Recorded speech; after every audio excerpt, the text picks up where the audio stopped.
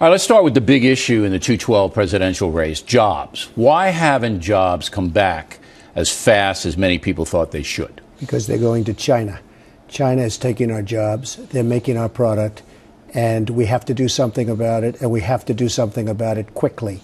They are decimating our country just as OPEC is decimating our country with their oil prices. But how can you compete with Chinese labor, which is much, much less than unionized American labor? I mean, what are you going to make a law that says American companies can't manufacture in China? You're going to make a law? By getting China not to manipulate their currency. It's very tough for our companies to compete with Chinese companies because, very simply, they manipulate their currency. And when you manipulate a currency like they do, they're professionals at it. Well, how are you going to do that, though? The Chinese are going to say, we're going to do what we want, and we don't care what you say. You're going to do something very simple, Bill. And now people are starting to use my thing. I mean, the one negative about saying it, and frankly, if it's good for the country, I don't care, is that now everyone else is starting to say it. And I started it. 25% tax on China unless they behave. That'll do two things, really, and really three. People will create jobs in this country, number one. Number two, China's going to come to the table. It'll never even come to that because they can't do it. We are rebuilding China. All right, but you're threatening China with a trade war. I'm not threatening it. No, I'm 25% tariff, that's big. Bill, they're threatening us. They're going to make a $300 billion, let's call it, profit this year on the United States. $300 billion. And more importantly, not only $300 billion, they're taking our jobs. We have to do something about China. We have to do something about OPEC. We cannot have oil at $105, which is going to go to $150 very soon. We have nobody to speak to these guys. They wouldn't be there except for us. They wouldn't be there. Well, what are you going to say to the OPEC? You got to keep your oil at a price that we, the United States, want? They're going to say no. The messenger is the key. If you have the right messenger and they know how to deliver the message. What, are you going to scare them? You're going to scare them, absolutely. How are you going to scare the sheikhs? They wouldn't be there except for us. So what are you going to say? Them. We have soldiers in Saudi Arabia. They don't pay us for anything. How about the new thing with Libya? The Arab League, which is Saudi Arabia and others, they tell us to go and attack. They don't like Gaddafi. Attack. They don't pay us. We have already spent $1 billion. Okay. Worst case scenario, though. Wait a minute. We've spent $1 billion. Why aren't they paying us? Fine. In a fair world, they would. You know where Libyan oil goes to? Yeah, Europe. No, excuse me. It goes to China. China's the biggest customer. But a lot of Europe. You know where it doesn't go to? United States. Correct. Okay. But unintended consequences of you threatening the Chinese and OPEC, I mean, that's going to have a big blowback on the United States. Now, it sounds good to be a tough guy. I'm a tough guy. You know that. You're a tough guy. Okay. All right. You're a tough guy. But the blowback, all right, from China and OPEC could really, really harm the country. The only thing you have to fear is fear itself. I'm so FDR. Surprised. I'm so surprised at you. Let me tell you something. So surprised. The mere threat of doing that, and they know it's right. Then why hasn't Obama or Bush done it? Bill, because they don't have the capacity to do it. Let me just tell you something. To do it? Maybe they're not smart enough. Maybe they're not tough enough. Maybe they don't have the right ingredient to do it, and they should absolutely be doing it. The mere putting on a tax on China, you're never going to have to do it because they're going to come to you, they're going to call you, and I don't mean where you give them a big party for their president who's been screwing us for years and years and years at the White House. They're going to call you and say, what do we have to do? Because we are rebuilding China. You go to China, they're building airports, they're building bridges, they're building cities, bigger than New York City, all with our money, mostly with our money. Okay. So you're going to be the tough guy. You know what I noticed the other day, Bill? What? I was watching a great documentary on China, and they're building bridges all over China, massive bridges, like the Verrazano Bridge, like the George Washington Bridge, like we used to. When was the last time you saw a bridge being built in this country? It doesn't happen anymore. When was the last time you saw an airport being built in this country? It doesn't happen anymore. Okay. We're policing the world. We're in Iraq. We're in Afghanistan. We're in Libya. We're all over the place policing it. And China is out spending more money than us on taking over the world economically. We're fools, Bill. Our leaders are fools. Okay. You're going to be a tough guy if you're elected president. I'm not going to be a tough guy. Yeah, you are. You're going to scare me down. I'm not a tough guy. I think I'm a smart guy. Okay, let's not use the word tough. I know a lot of tough guys. Let me tell you. I know a lot of guys that think they're tough. They're not tough. Let's use the brain, not the toughness. We're going to be smart. Okay, but the confrontation is going to come across as tough. If what you do is what you say, That's a tough approach. You know that. That is a tough I don't want to approach. lose $300 billion a year to China when we can't afford to build schools for our children, when we can't afford to build highways, when we can't afford to build railways, Okay. when we can't afford to build bridges. I mean, I don't want to build Bill. It's very simple. I want money to be invested in jobs and in this country. I don't want to rebuild China. I want to rebuild the United States. All right. Obamacare, big program. Disaster. It's a disaster. Why is it a disaster? Well, I'll tell you, I graduated from a great school, the Wharton School of Finance, and I have 6 friends, and they have companies. They are medium-sized and smaller companies, but they've always made a nice living. The smart guys always were smart guys. Of the 6, 3 of them recently told me they're going to have to close their companies because Obamacare is so expensive. Now, what do I know? All I know is these are really smart guys that operate mid-sized to small companies. They've always done a good job, employ lots of people, et cetera, et cetera. 3 of them are going to close their companies because of Obamacare. 3 of them are not happy about it, but they think they can get by. That's all I have to hear.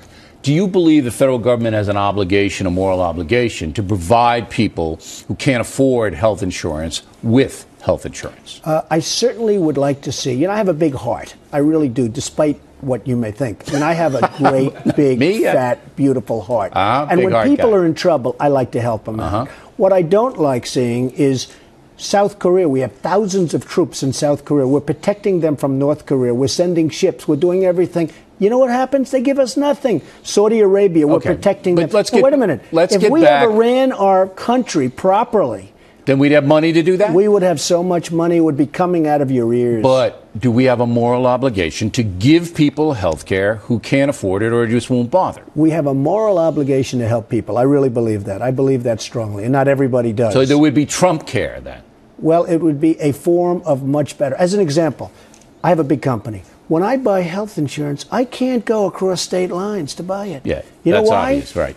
Yeah, and I can make a better deal in New Jersey than I can in New York with a better company. So you'd get and yet free I can't competition. go. Number one, anywhere in the United States has to be a strong company. But we should be able to go out and price it privately. I believe in the private, but I don't want to be stuck with 1 or 2 companies in New York. I should be able to go to Wisconsin. I should be able to go to Iowa. If I want to buy health care for my people, as long as it's a strong company, I should be able to bid it out. You would save so much money. But these brilliant politicians don't allow that to happen. We can't go across state lines. No, I know, you tell me crazy. why. All right. Well, that would be a big thing right there. One of the reasons the recession hit us so hard is because weasels on Wall Street ginned up these real estate derivatives. You're a real estate guy. Would you crack down on Wall Street? Would you have more regulations on these people, more rules they have to follow over there? I would not do that. I grew up and I went to school with many of these people. And they're very smart. And you'll come up with rules and they find ways to go around the rules. So you let them do whatever they want? What you are doing, Bill, is you're making it so tough for our companies and our Wall Street people, let's use the word nicely, our Wall Street people to compete with the rest of the world, because you have guys in London, guys in Switzerland, guys in Hong Kong that are giving very, very good deals, and they don't have the kind of regulation that we have here. So I'm not a big regulation no? person. Okay. But, by the way, people find their ways around regulation, but very easily. These are super geniuses. But these guys hurt the economy with these derivatives. You know they did. Well, a lot of things hurt the economy. I think just as much as that was oil at $150 a barrel hurt the economy. To me, that's hurting the economy. The derivatives really doing. All right, now, you have a situation where the unions, are being attacked by some governors because the public service unions, tremendous perks. Okay. You use union labor. I do. What do you think about the unions? I have a great relationship with unions. I understand what's happening, let's say, in Wisconsin. I understand what's happening. Is Walker right in Wisconsin? I think that he is maybe right for his state. I think it doesn't necessarily apply to all states. I've had a great relationship over the years with unions. We've had collective bargaining. I've become very wealthy. I've dealt with unions because, as you know, New York is largely unions. You're dealing with them. I have great friends that are in unions and heads of unions. So I haven't had the same difficulty and problem. But I think you have to do what's right for your area. I respect him. He's tough. Walker, he's unyielding, yes. He's unyielding. And maybe sometimes too unyielding and maybe not too unyielding. He wants Wisconsin to come back. He wants to have a great balanced budget. So I understand what he's doing. All right. Do you support what he's doing? Are the unions in the public sector strangling the states so that they are in debt and in danger of default. Well, certainly the unions, some unions have taken advantage. If you look at what the unions did to General Motors, if you look at what and there have also been some very bad decisions from management. But certainly some unions have done a big number on companies and on states. No question about that. All right. GE pays no taxes to the federal government. You see my report the other day, I saw General your report. Okay, I saw a no lot of tax. reports. Zero. Nothing. Not so good. What do you do? Well, you change the tax code so How? that people have to pay something. They have to at least pay. Now, it was interesting that some companies paid 40%. Well, tell me what you do to make GE and other companies that don't pay anything because they park money offshore. The problem with the tax code is it's so complicated. Right. As an example, me, I have a big company. I pay lawyers millions of dollars a year, millions, over a tax code. I think that you have to simplify it, and people should pay a fair amount of tax. What's fair? Without a tax increase. Well, whatever's fair. You want is flat fair. tax? What do you but want? you have companies. Some were paying 40%, some were paying nothing. But tell me what And by you the way, want. some of the ones that were paying nothing were doing better than the ones paying 40%. Fine, but if you're president, you're not going to be able to do it on rhetoric. You're going to have to say, this is a fair tax code. How much should I pay? I make a lot of money, not nearly what you make, but how much should I pay in tax to the federal government? What percentage of my income? I think we need a tax system. Well, tell me how much I should pay. I can't do that Why? right now, Bill. Bill, I'd like you to pay 100% because you have plenty of money. Okay. You should pay So everything. just give everything away. You should pay everything. All As right, far so as now- just you, but you should be the only one in the country. But don't Look, you see that people are going to want you as a candidate for president to tell them how much they should pay, how much corporations You have should to look pay? at the deficits, and I will tell you, It's if, 14 if I ever trillion. decide to run, it's 14 trillion, and it's increasing rapidly. Correct. If I ever decide to run, Yeah. and I may, and I'll make that decision before June, we're not going to have the kind of problems that we have right now because I won't be taken advantage of by the rest of the world. We are a whipping post for the I got world. it. All right. And Bill, But you're going to have to come up with some kind of tax code. Believe me, there won't be so much tax necessary as there is right now because we are a whipping post. We are being ripped off by the rest of the world to the tune of trillions. By the way, trillions of dollars. I'm not talking about the old word billions. I'm talking about the new word trillions. Okay. Illegal immigration. How are we going to stop that? Well, you either have a country or you don't. You either have a line and a boundary or you don't. Something has to be done. What? Tell me what you're Well, going you to do have to to stop people. Stop Look. millions coming over. What are you going to do? Militarize the border? It's a very easy and quick solution, and a lot of people would like to see it. It's a very, very strong solution, but you either have a country with a line or you don't have a country, and right now we don't have a country. Okay, what's the easy solution? Go. Well, you put soldiers on that line. You militarize. Do you have a choice? No, I don't They're think so. coming I've been over. calling for that for 10 years. They're coming over and they're climbing over a fence and there's nobody within 10 miles and they All right, walk so you in and militarize the border, you they make it get a very job. difficult. And they're selling drugs all over the Yeah, place. you stop the and narcotics they're along killing with the people all running over the place and we're not doing anything about it. Okay. Now, the 15 million illegal aliens already in the United States. What do you do with them?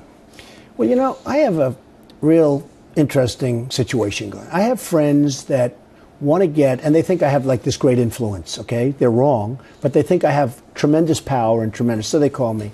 And they have PhDs from Europe, and they have PhDs from Asia, physicists, doctors, brilliant people, great people. They want me to help them get a green card, and you can't get it. And yet if you come in from someplace, you don't have a job, you never went to school, you come into the country and automatically you're made a citizen.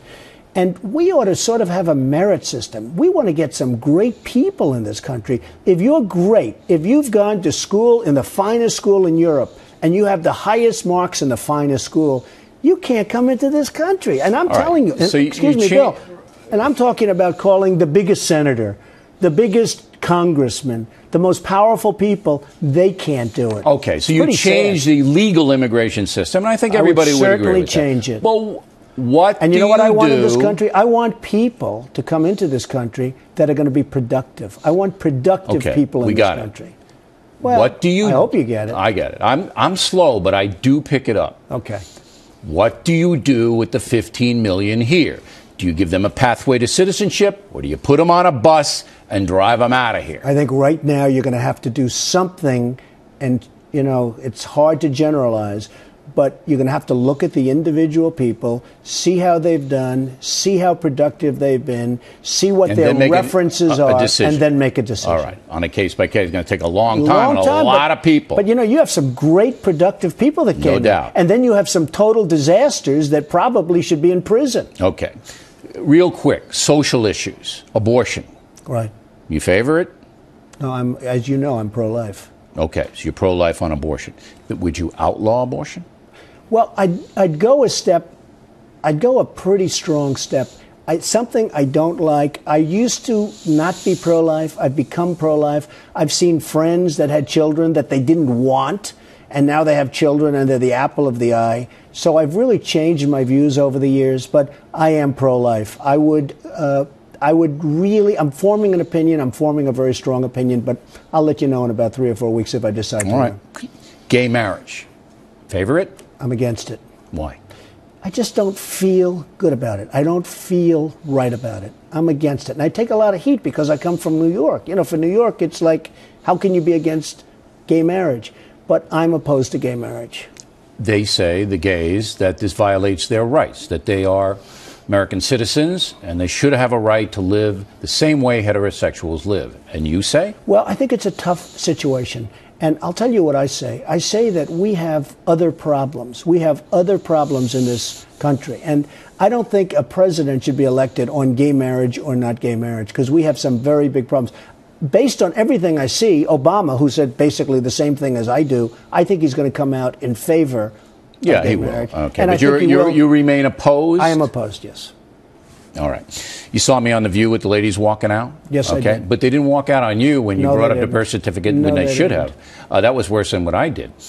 Muslim problem in the world. Is there a Muslim problem? Well, let me explain one world? thing. I don't think it was worse. I'm just saying to Obama, let me see your birth certificate. Okay, now we'll get to that I don't in a know minute. what the big deal was. Well, Whoopi. Well, Whoopi took it a little hard. Whoopi's a friend of mine. I was in her movie and lots of other things. But, you know, it's one of those things. Go ahead.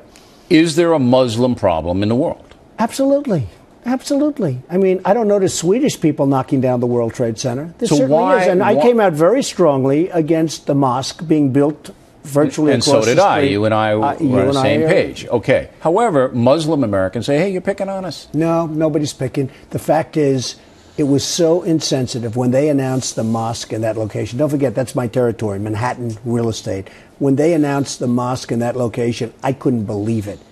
You know, you have people, 3,000 people died, and you have all those parents and sisters and brothers and wives. And I mean, just saying, I can't believe it. The World Trade Center came down. My loved one, more than anybody in the world, I love this person, dead, and now they're building a mosque across it? I thought it was the same way. I think it's very insensitive, and I think But you do believe, overall, there is a Muslim problem in the world? Well, there is a Muslim problem, absolutely. You just have to turn on your television set. And do you think it encompasses all Muslims? No, and that's the sad part about life, because you have fabulous Muslims. I know many Muslims, and they're fabulous people. They're smart, they're industrious, they're great.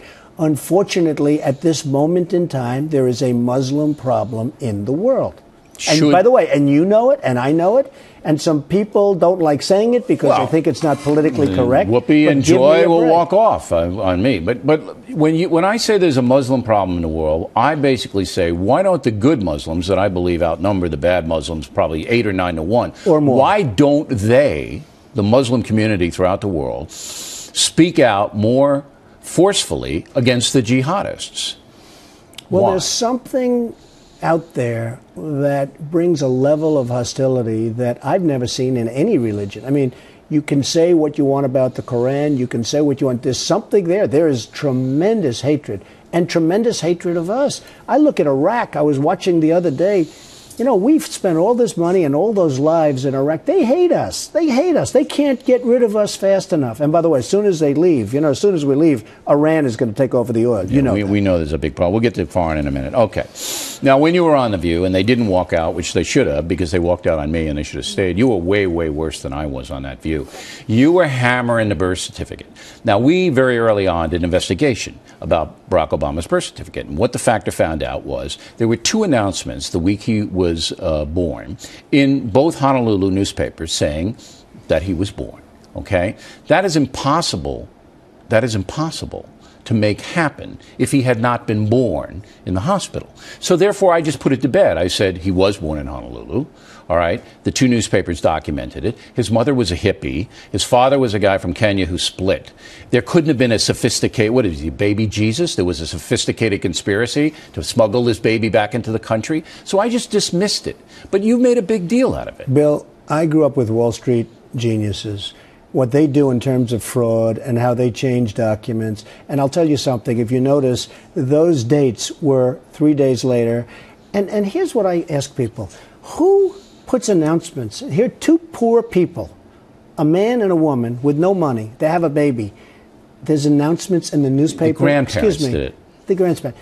Nelson Rockefeller doesn't put announcements. Sure, there are birth announcements all the time. I've never seen one. Okay? Really? No, I've never they're seen common. one. I've never seen one. Well, why But if you is this look at- important to you? Because if you are going to be the president of the United States, you have to be born in this country. And there is a doubt as to whether or not he was born. Do you really feel there's a doubt? You know, I started off by saying, and I always do, and I did on The View, I'm a very smart guy. I went to the best college. I had good marks. I was a very smart guy, good student, all that stuff, okay? Because what they do to the birthers, which is a term I hate, because a lot of these birthers are just really quality people that just want the truth.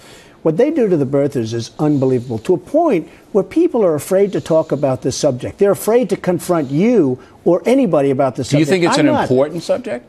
Listen, I have a birth certificate. I Right. have my birth certificate. And in fact, they said the one I gave yesterday wasn't good enough. So I actually got the one from the health department, which is the perfect one, okay? Because they were saying, oh, the one I gave yesterday wasn't Yeah. good enough. So I got the other one.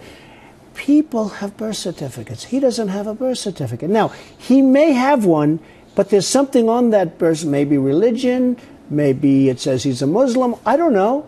Maybe he doesn't want that, or he may not have one. But I will tell you this.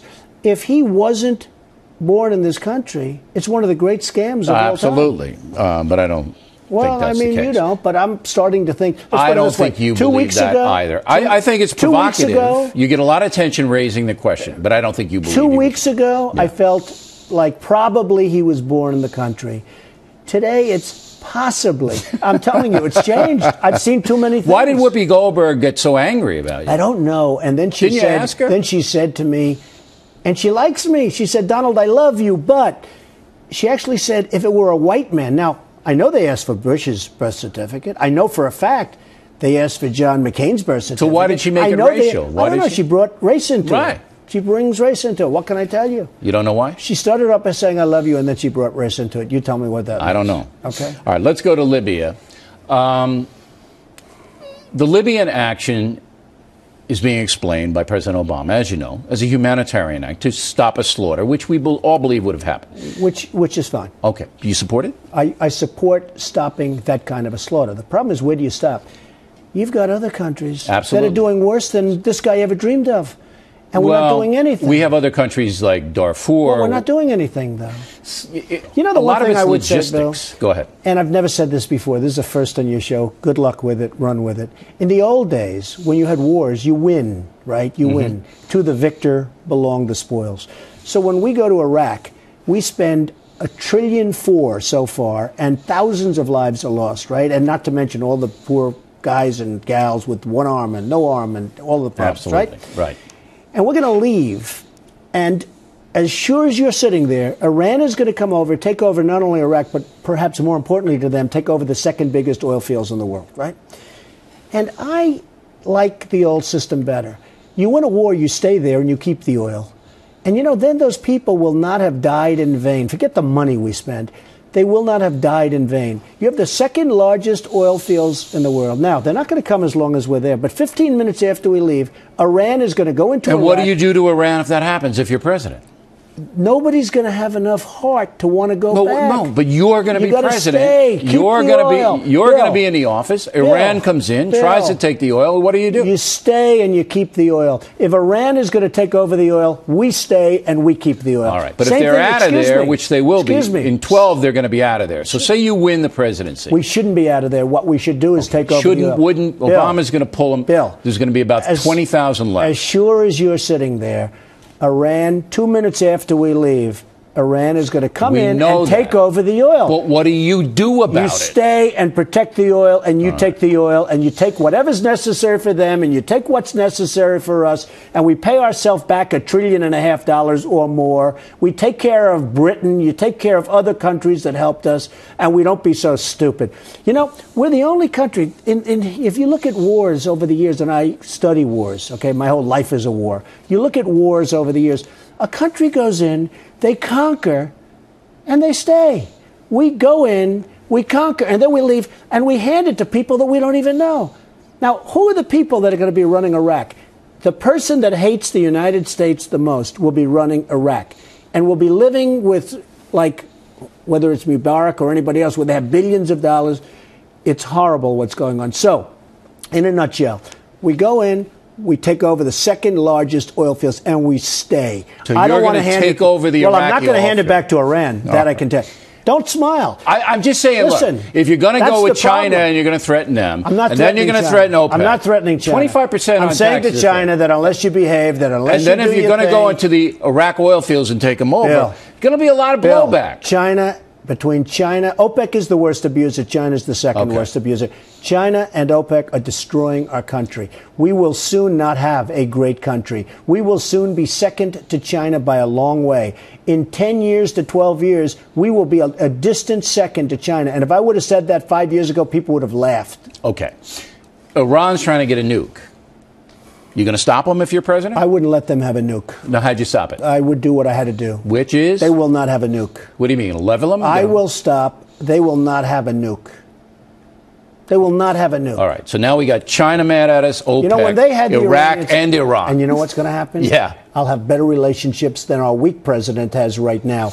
Look, our weak president that kisses everybody's ass is in more wars than I've ever seen. Okay. Now he's in Libya. He's in Afghanistan. He's in Iraq. Nobody respects us, and nobody respects nuke, and nobody respects our leadership. Okay, no nuke for Iran. I mean, why? Can I do worse? You're talking about me like I'm a warmonger. I'm not talking. I'm just asking the question. This guy got the Nobel Peace Prize, and every time I look, he's going into another country. Afghanistan. You know the amazing thing about Libya of all?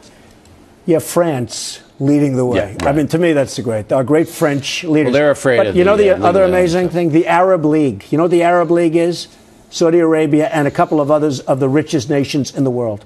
They said, we want you to go into Libya. We don't like Gaddafi. Get rid of Gaddafi. Why don't they pay for this? Why aren't they paying? I'm with you on that. Let's charge them. And by the way, just to finish off on China, if China gets its oil from Libya, and you know, by far the biggest customer is China, why aren't they contributing to this fight in Libya? Well, they like Gaddafi. Chinese like Gaddafi. Excuse me. Why would they fight him? They like him. I don't know if they like him or don't like him. No, they but voted that's where out. they get the oil. They didn't want him. Why aren't they doing something having to do with Libya? Because they like him. Well, they're going to get their oil from there anyway, whoever it is. Well, and that's the other thing you have to worry about Libya. I hear, you know, what do I know? But I hear that the so-called rebels, you know, we make them look like heroes, right? Yeah.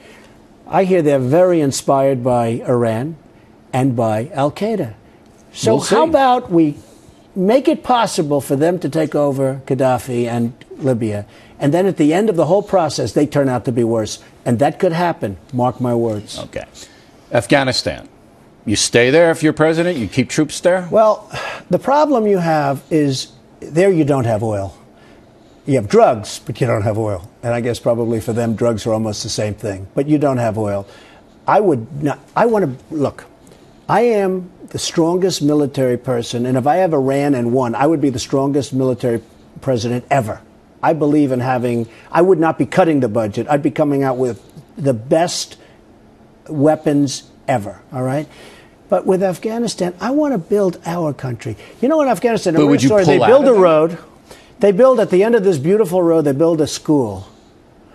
They blow up the school, they blow up the road, we then start all over again. And in New Orleans and in Alabama, we can't build schools. Okay.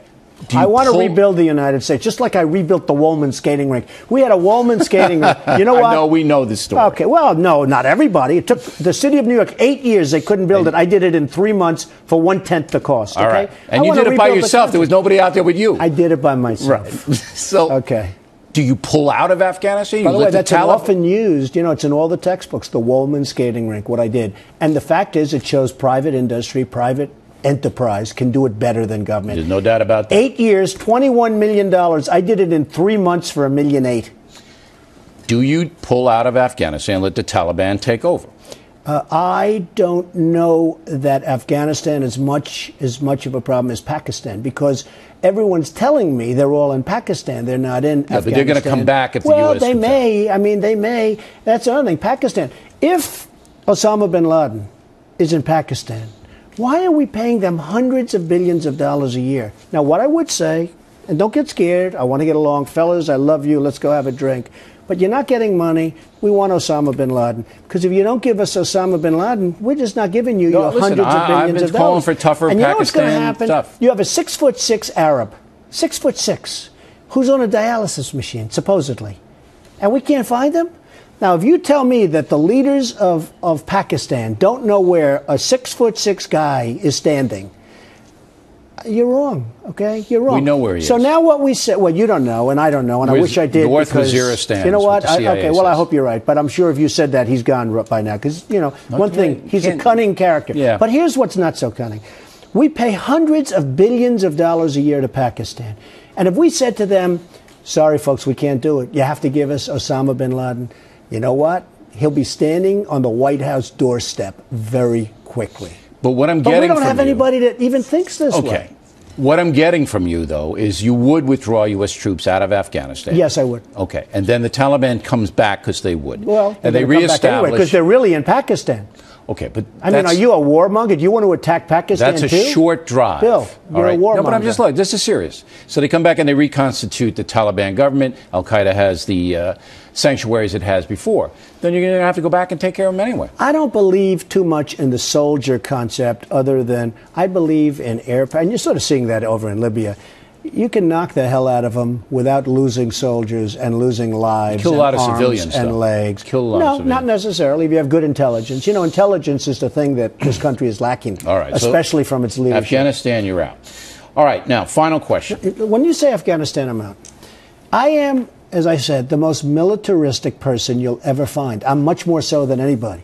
But you have to know what to do. And I want to rebuild our military, and I also want to rebuild the United States. I'm tired of seeing China and Saudi Arabia and all of these countries, South Korea, where we're protecting them and they're making hundreds of billions of dollars of profit on us, and we protect them and they don't pay anything. I'm tired of seeing it. I want to rebuild the United States so that we start looking like what China's doing. You go to China, you go to Hong Kong, there's a crane on every corner. The place is boomtown. You go to our cities, the roads are decaying. It's honestly, Bill, it's very, very sad. We're like a third world nation. You land at LaGuardia Airport. You come out of one of these great brand new Chinese airports, the Qatar airport, most gorgeous airport I've ever seen. You land at LaGuardia, it's like we're from a third world nation. They have a sign, welcome to New York. It's made out of 2x4s that are there for 25 years. You know what I'm talking about, on the grass, and they're rotted. This is what we have. All right. I want to rebuild this country, and I want to create jobs in this country. I got it. Do you have any idea what you're getting into if you do run for president? You're going to have to go to Iowa and New Hampshire in the winter. I love the people in Iowa. I love the people in New Hampshire. Do you know where Iowa is? Absolutely. You know, there's no golf courses there. I know. I almost bought one in Iowa, actually. Of course. So you're willing to slog it through. Yeah. You're willing to wear the earmuffs, go up to New Hampshire. Do I love it? Is that different than Mar-a-Lago? Yeah, it's different. Would you say in Palm Beach? Okay. But you know what? I love this country. If I can do something to help this country, and when I see the gross incompetence that we have running this country, I cannot believe it, okay? I cannot believe it. Who could be your vice president? Who could be? I don't want to talk about a vice president. It's so far off, but there are a lot of What am I going to get in your cabinet? You'd be great. Yeah, where am I going? I'm not going to be VP. I've seen how you... I think you're starting to be too soft to be Secretary of Defense. Yeah, compared to you, Attila. I mean, you're going to be sweeping across, you know. I might be a moderating influence. You know what the funny thing is? Attila will probably have a lot less warfare than the wars we have right now, because they're going to respect Attila, and they're not respecting what you have right now. Now, he might be a good campaign slogan. I'm not Attila, but I'm close. How about that on the bumper sticker? You know what? I'm not Attila. I have a big heart. I'm going to take care of people, and I'm going to make sure that this country comes first. We don't come first. We don't come 10th. We take care of everyone else but our own, and that's going to change.